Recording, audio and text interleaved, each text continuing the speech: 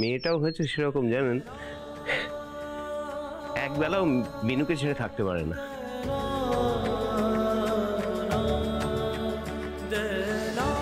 ভগবান আমার কোলে সন্তান দেননি বাবা, কিন্তু বিশ্বাস করো মা হওয়ার সুখ থেকে তিনি আমাকে বঞ্চিত করেন।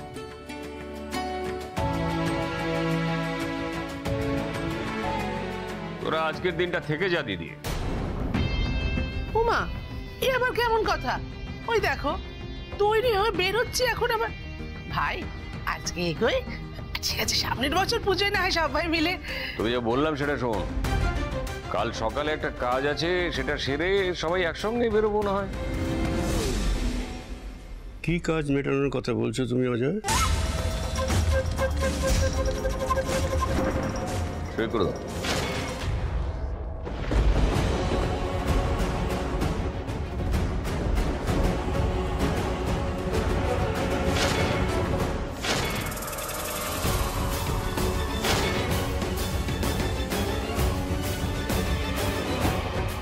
কি এটা? মানে কোন কাগজে আমাকে দিয়ে তুমি সাইন করাতে চাইছো অজয়? বাড়ির ডিল। তুমি এই বাড়িটা বিক্রি করছো বাবা।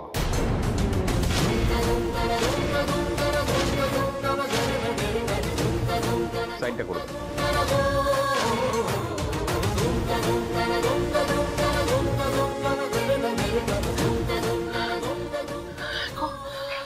ভাই কি বলছে? বাবার মুখের ওপর এসব কথা? বিষয় নিয়ে আমি অনেক আগে থেকেই শুনেছিলাম, ঢাকের বাজনায় সমস্ত কিছু চাপা পড়েছিল গিন্নি। হ্যাঁ, ব্যাগপত্র মনে হচ্ছে ভেতরে ঢুকিয়ে নেওয়াই ভালো, আজকে আমাদের এখানে থেকে যাওয়া উচিত। এটা নিয়ে তো অনেক কথা হয়েছে বাবা। দাও সইটা করে দাও। কি হলো, সাইনটা করো।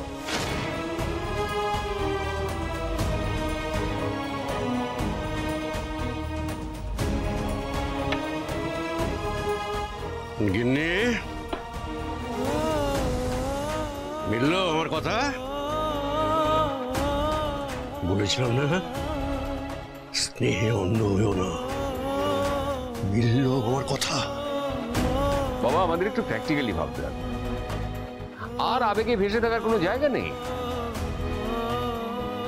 মনে পড়ছে গিন্নি, ছেলেবেলায় অজয় অতীন্দ্রের হাতে ধরে তুমি মেলায় যেতে, অজয়ের হাতে তুলে দিতে গজা। ও গজা পেয়ে ওর মুখে হাসি ফুটতো বটে, কিন্তু নজরটা ছিল ওই কাঠের গাড়িটার দিকে। তুমি বুঝতে পেরেছো কি পারোনি আমি জানি না, তবে আমি বুঝতে পেরেছি ওর মনে এক আর মুখে এক, আর তার সাথে সাথে তাল দিয়েছে এই অতীনটা। আমি বকেছি, বলেছি এত কিছু কেনার পরে আবার কাঠের গাড়ি কেন? তবু তবু তো তুমি ওদের কাঠের গাড়ি কিনে দিয়েছো। ভুল ভুল করেছি কিন্তু, বড্ড ভুল করেছি, ভীষণ ভুল করেছি। তবে তোমাকে বলছি আর ভুল হবে না, না আর ভুল হবে না। যেদিন সব কটা মিলে এই বাড়িতে পা দিয়েছে সেদিন বুঝতে পেরেছি পুজোটা এদের কাছে একটা মতলব, আসল উদ্দেশ্য অন্য।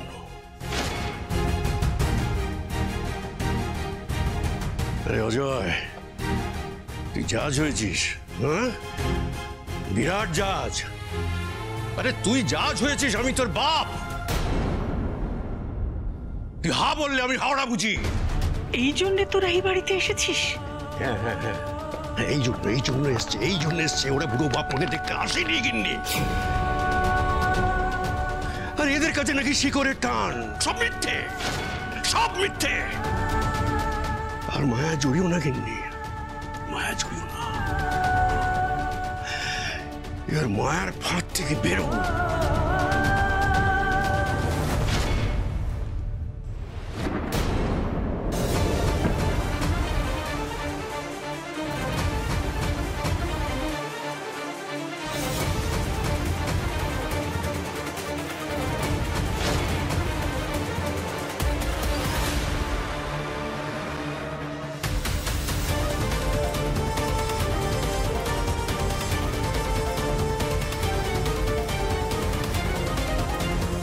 বাবা, এই বাড়ির একটা ইট বিক্রি করে দেখাতো, দেখি কত বড় জাজ হয়েছিস তুই।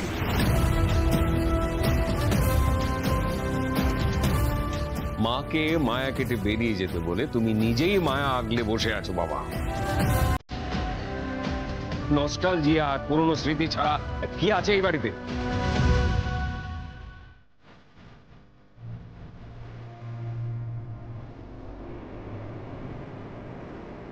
তুই কি বললি বড় খোকা? এই মিত্তির বাড়ি এখন স্মৃতি হয়ে গেছে। আমরা দুটো জল জ্যান্ত মানুষ এই মিত্তির বাড়ি আগলে বেঁচে আছি। কেন আছো বলো তো? তোমাদের তো বয়স হয়েছে, এই বাড়িতে একা একা থাকো তোমরা। শরীর টরীর খারাপ হলো তো দেখার কেউ নেই। কেন জোনাকি আছে?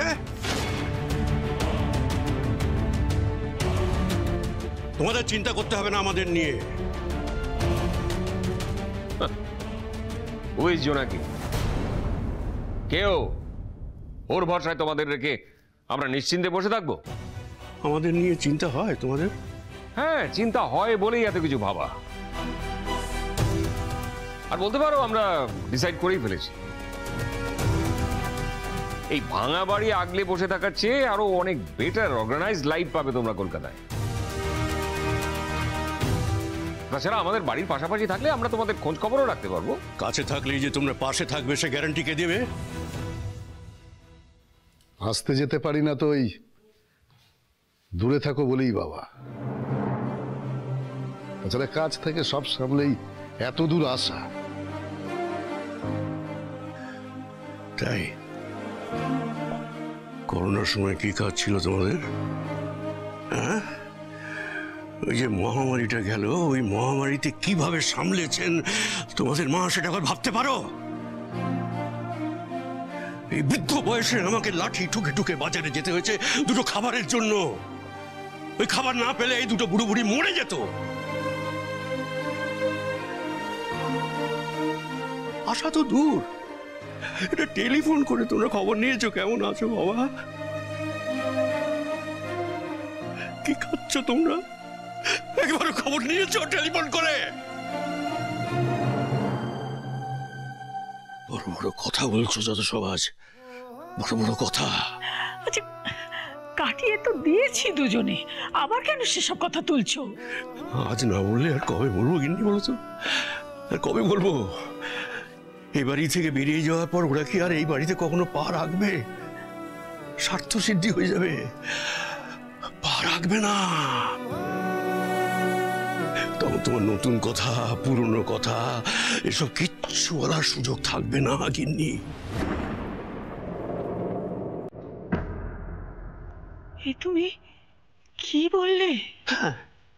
হ্যাঁ গিন্নি, এটাই সত্যি, এটাই সত্যি। যাদের দরদ আছে তাদের কাজের অজুহাত, দূরের অজুহাত এসব দেখাতে পারে না গিন্নি।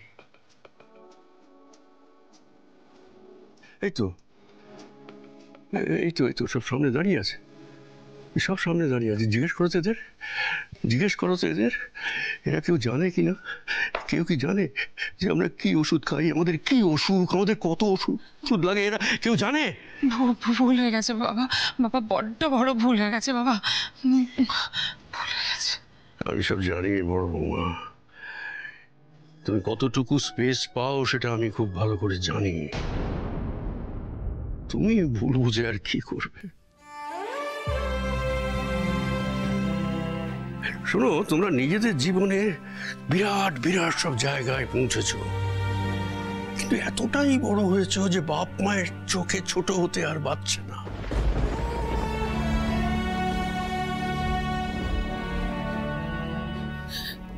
ও বাবা, ও বাবা, কি বললে বাবা, কি বললে তুমি? সত্যিটা আমার দেখা আর বোঝা হয়ে গেছে মিনু। আমি তো তোমাদের জন্য অপেক্ষা করে আর কোন রকম এক্সপেকটেশন রাখি না। হ্যাঁ, একজন রাখি, এই তোমাদের মা।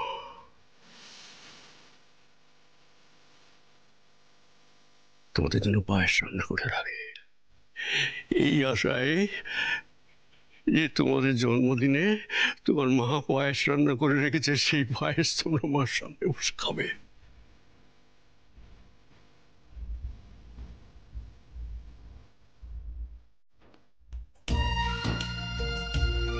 কিন্তু একে আমি বোঝাতে পারি না যে এরা সব অমানুষ হয়ে গেছে।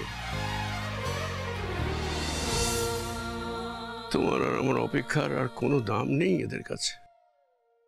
কেন চুপ করে আছিস? কেন চুপ করে আছিস তোরা? তোদের বাবা এত কিছু বলছে, তোরা কোনো প্রতিবাদ করবি না? বলবি না যে বাবা সব ভুল, সব মিথ্যে? বলবি না তোরা? এখনো এখনো গিন্নি, এখনো মেনে নাও, মেনে নাও বাস্তবটা।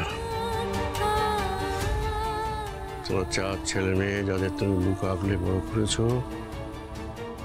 তারা তোমার বুক খালি করে চলে গেছে।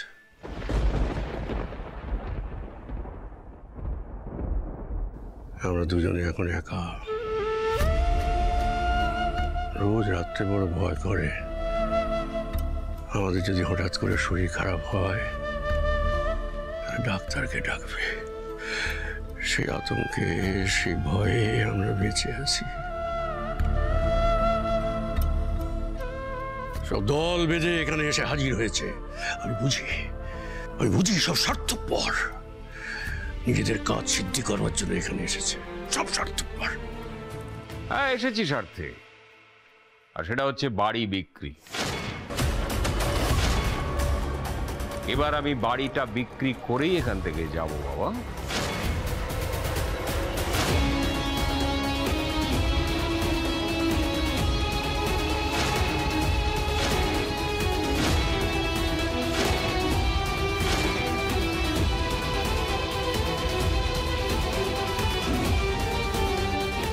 এ তুমি কি করলে মা চণ্ডী?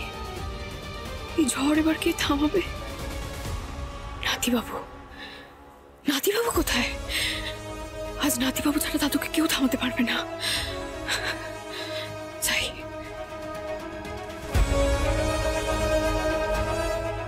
না না, বুঝতে পারছো না, হাতে একদম সময় নেই। আরে এভিডেন্স স্ট্রং না হলে কেসটা দাঁড় করানো যাবে না। আরে বাবা, আমি মানছি অনেকদিন হয়ে গেছে, কিন্তু কোনো প্রপার আইউইটনেস। নাতিবাবু, আপনি এক্ষুনি একবার নিচে চলুন। আপনি ছাড়া এটা কেউ সামলাতে পারবে না নাতিবাবু। আমি 2 মিনিট পরে আসছি, তুমি যাও, আমি ফোনে কথা বলছি। 2 মিনিট? 1 সেকেন্ড সময় নেই, আপনি 2 মিনিট সময় চাইছেন? আপনি বুঝতে পারছেন না নাতিবাবু, নিচে খুব খারাপ অবস্থা। এটা আপনি ছাড়া কেউ সামলাতে পারবে না। আপনি দাঁড়িয়ে থাকবেন এভাবে? চলুন।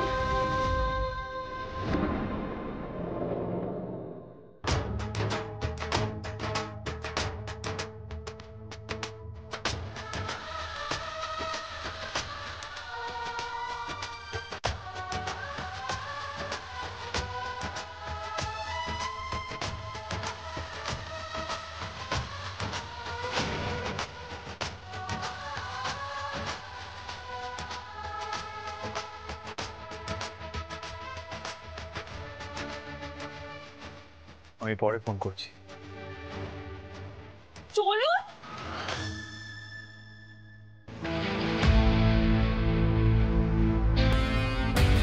না মানে আপনি বুঝতে পারছেন না নাতিবাবু, নিচে একেবারে দক্ষ যজ্ঞ বেঁধে গেছে। আর দাদু দিদেরও তো বয়স হয়েছে, বলুন। দাদু যে পরিমাণ চিৎকার চেঁচিয়েছে দেখলে? দেখলাম তো। তুই মেয়েটার অডাসিটিটা বুঝতে পারছিস? ধ্রুব ভাইয়ার হাত ধরছে ও। কিন্তু আমার মনে হচ্ছে নিচে না আবার দাদু এক্সাইটেড হয়ে চেঁচামেচি শুরু করে দিচ্ছে। আমাদের নিচে যাও প্লিজ। তুই তো চিন্তা করিস না তো, ওরা এক জায়গায় হলেই এরকম ঝামেলা হবে, এটা বড় কথা নয়। কিন্তু মেয়েটা যেটা করছে ওটা ইনটলারেবল।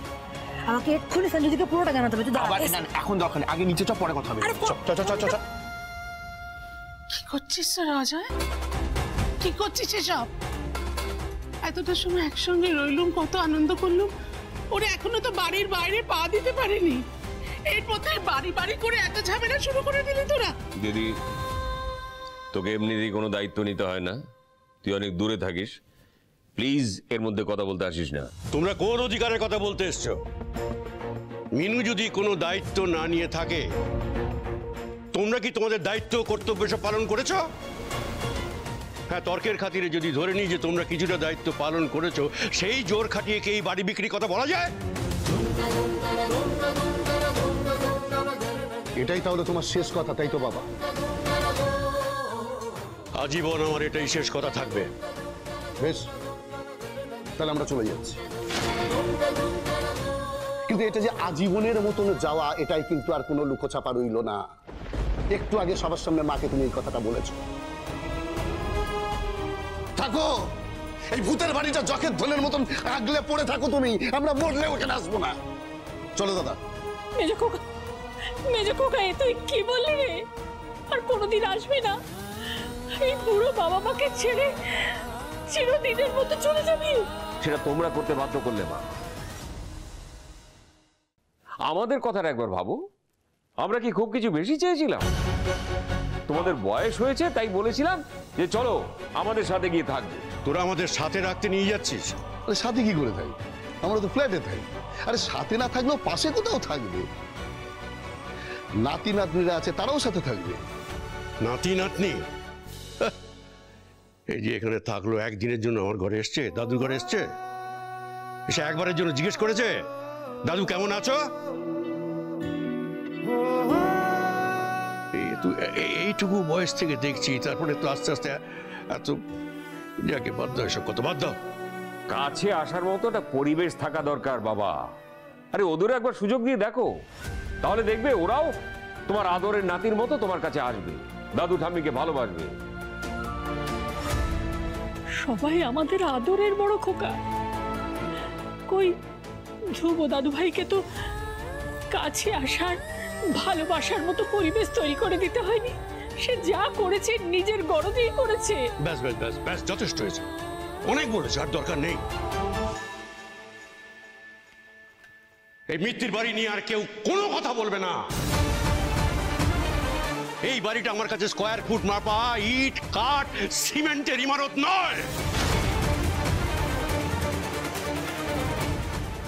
পুরুষের দেওয়া আশীর্বাদ, আমার পূর্বপুরুষের দেওয়া আশীর্বাদ, আমার পরিচয়, আমার পরিচয়।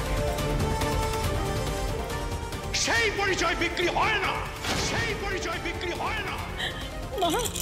মা গো, এই তুমি আমাকে কি দিন দেখাচ্ছ মা?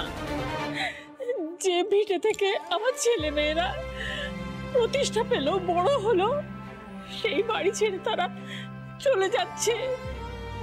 তুমি দেখো মা, তুমি ছাড়া আর কেউ নেই, তুমি ছাড়া আর কেউ নেই মা, কেউ নেই।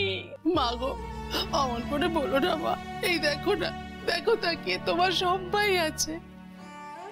তুমি শোনো না, তুই একটু থামো না। ছেলেমেয়েরা কি দেখছে বলো তো? সবাই দেখছে যে তুমি সম্পত্তির জন্য লড়াই করছো। কিছু কিছু জিনিস লড়াই করেই পেতে হয় তপতে, লড়াই করেই পেতে হয়। আর এই বাড়িটা সুধাচরণ মিত্তিরের একার বাড়ি নয়, এটা আমারও দাদুর বাড়ি। আমি এই বাড়িটা বেচবো, দেখি কে আটকায়।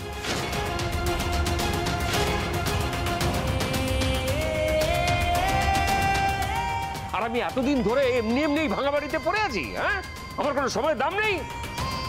ওনার বাড়ির কালী পুজোয় এসে হাসি মস্করা করে সময় কাটানোর মতো সময় অজয় মিটারে নেই। আমি তোমাকে ভালো কথা বলছি বাবা। শোনো, অনেক হয়েছে, অনেক হয়েছে। আমি বলছি তুমি সই করবে কিনা? না না, তুমি সই করবে।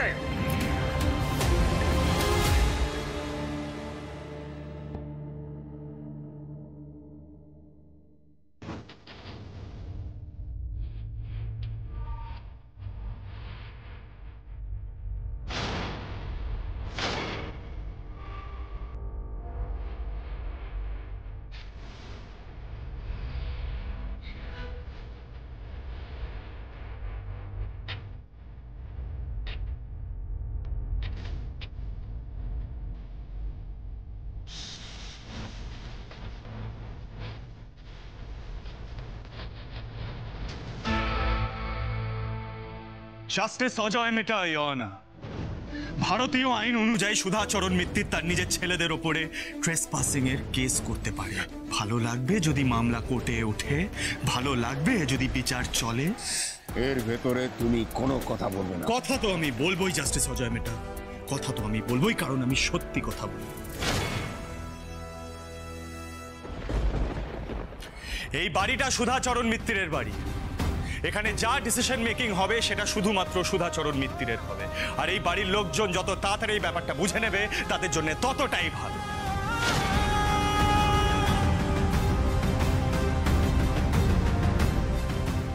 বর্দি, তুমি একটু শক্ত থাকো বর্দি। দাদু, কি করবো বলো? তুমি কেস করবে? দাদু ভাই তুই কি বললি রে?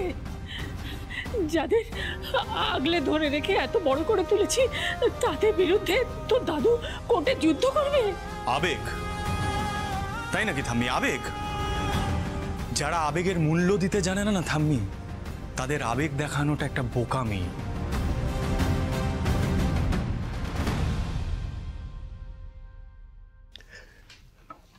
বাবা মা তো বোকাই হয় রে।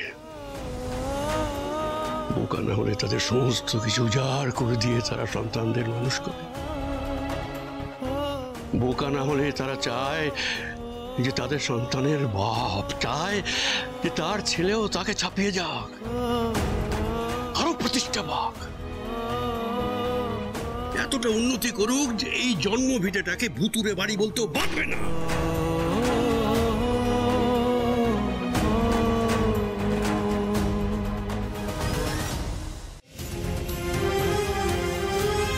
তুমি বলো তুমি কি করতে চাও? আমি পেপারস রেডি করব, কেস করবে, তুমি বলো। কেস দেখাচ্ছে? এই দেখো দপতি, তোমার ছেলে কেস দেখাচ্ছে আমাকে।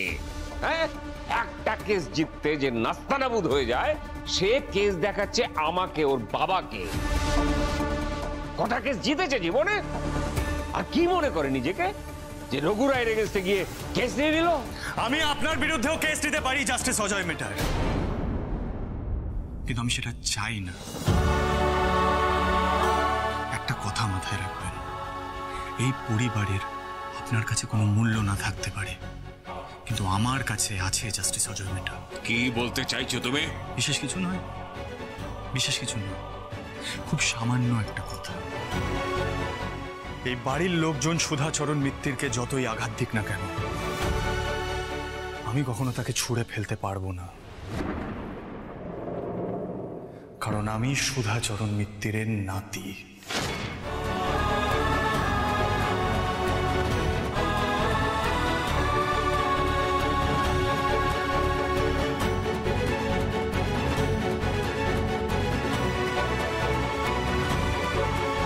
ব্যাস ব্যাস ব্যাস, অনেক হয়েছে, অনেক। কালী পুজো শেষ হয়ে গেছে, ভাসান শেষ হয়ে গেছে, আমি সব দেখে নিয়েছি এই পরিবারের প্রতি কার কি দায়িত্ব, কি কর্তব্য। আর দেরি না করে তোমরা এবার দুর্গা দুর্গা বলে বেরিয়ে পড়ো, যাও সব। না গো, ওরা বেরিয়ে গেলে আর কখনো এ বাড়িতে পা রাখবে না। ও মিনু, তোর বাবাকে বোঝা না, তোর বাবাকে বোঝা, ওদের আটকা। মিনু, তোর মাকে কথা বলতে বারণ কর। কেন করছিস এরকম তোরা? কেন করছিস? এত আনন্দ, এত হাসি, এত মজা, কোনো কিছুর দাম নেই, সব ভেঙে চলে দিবি। শুধু বাড়ি বাড়ি বলে, বাড়িটাই সব, আর কিচ্ছু না, কোনো সম্পর্কে কোনো দাম নেই, শুধু বাড়ি। রিকোয়েস্ট করে কোনো লাভ নেই, সত্যিটা বুঝবে না, সত্যিটা বুঝলে না জিনিসটা এত দূর গড়াতো না। আজকে যেই মিত্তির বাড়ি তোমাদের কাছে ভালোবাসার মিত্তির বাড়ি না, এই ফ্যামিলির কিছু লোকজনের কাছে সেটা একটা প্রফিট মেকিং প্রপার্টি।